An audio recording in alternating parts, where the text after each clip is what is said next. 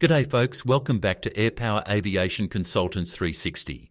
I'm Liam O'Connor, and today we're diving into a topic that's, honestly, been bugging the business aviation world for decades. First, let's remember that Aviation Consultants 360 are here to help you first and foremost with your aircraft concerns. To demonstrate just how all-inclusive we think about aviation and how thorough our knowledge of the subject is, I believe it is essential that we explore how we, as consultants, approach all aircraft operations. To demonstrate our capabilities in terms of the depth of our knowledge of business aircraft, I am going to discuss why jets designed to generate revenue typically do not, and our evolutionary solution to that problem, which might even pique your interest if you're looking to go beyond just owning your own aircraft, but making millions, and even billions, in business aviation. Now, if you haven't heard of Rick Erickson, you're in for a treat. This bloke's got a resume that reads like a history of modern aviation. He's the guy who, when the Federal Reserve Bank had a problem in 1969, was specifically contacted by them to help them solve their on-time cancelled check reliability problem. Rick's solution became Midwest Air Charter in 1969, a 55-aircraft operation that evolved into Airborne Express in 1977.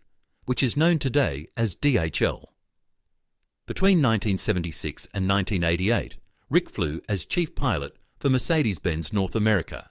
He left Benz in 1988 to create, develop, and co-found Jet Support Services Inc., or JSSI, which, if you're in the biz, you know is a big deal.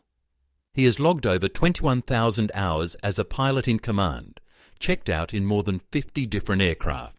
So when Rick says there's a problem with how we use business jets, I reckon it's worth a listen. Here's the crux.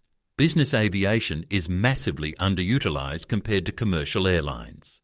I mean, airlines are flying 2.9 million passengers a day, every day. But your average business jet? It's lucky to see 300 hours a year. That's not even close to what these machines are built for. That's a genuine and significant opportunity to convert passive assets into a substantial, revenue-generating business that will benefit every aircraft owner. They will be standing in line to be among the first to transform their aircraft into serious revenue generators.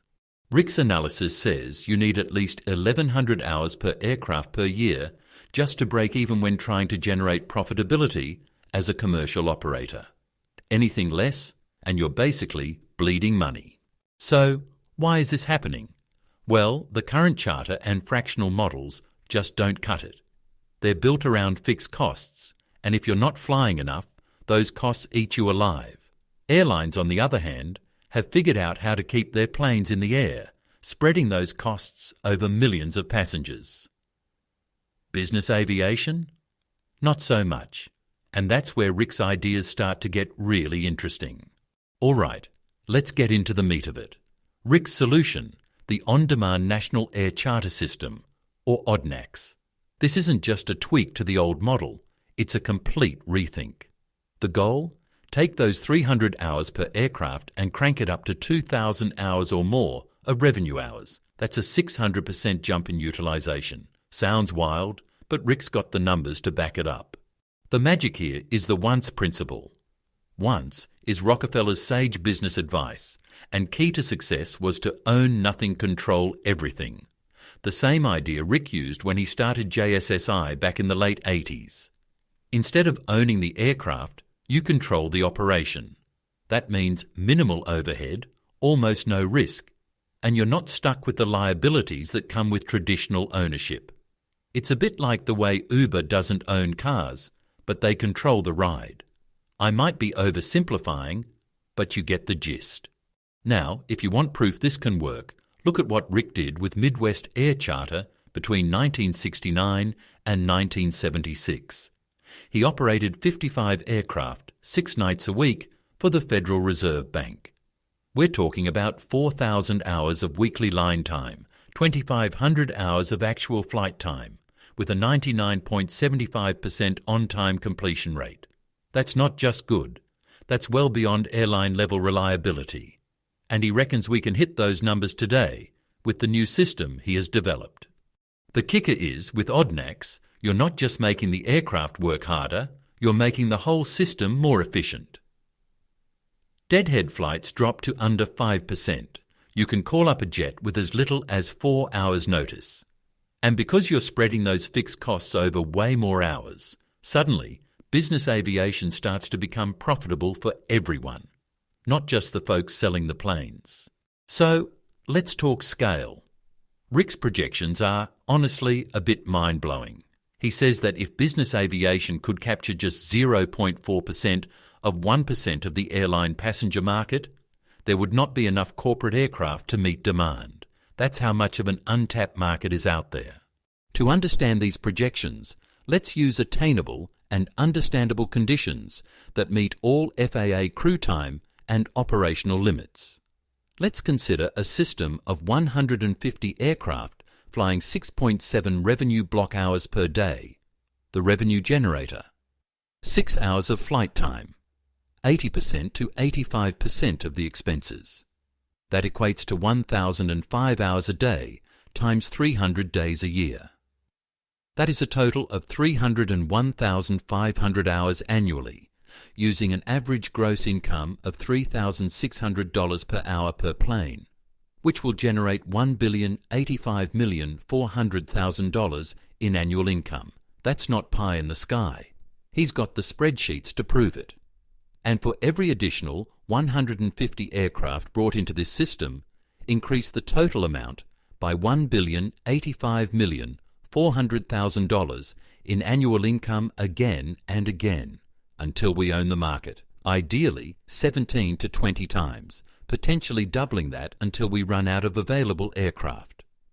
Let's break down the numbers a bit. Each aircraft under this system, for example, would generate well over $7 million in annual gross income for every aircraft owner.